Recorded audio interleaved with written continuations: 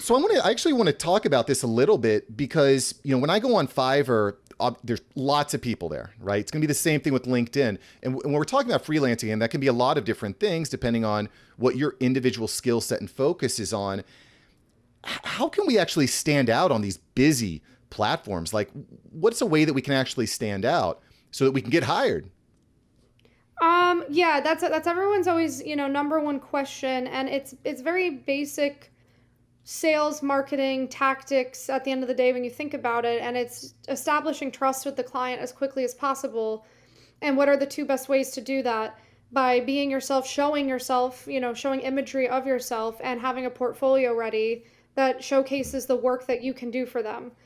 These people don't care about where you went to college. They don't care about, people are like, oh, I don't want to be on Fiverr. I don't want to have my picture on it. And I'm just like, they're not hiring you to model for them. They just want to know that you are who you say you are. You're not lying about it. You're not impersonating somebody, and that your work is top quality, and you are someone who can, handle this job and get it done for them. They don't care if you went to college, even where you went to college, none of that. So it's being very forward facing about who you are and what you can offer them, like, immediately.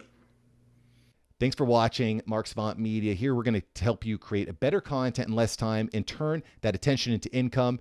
If you love this video, you're going to love these videos here. Click the one. Me and my team specially selected this just for you. Click the link. Check out the video. I'll catch you here next time on Mark Savant Media.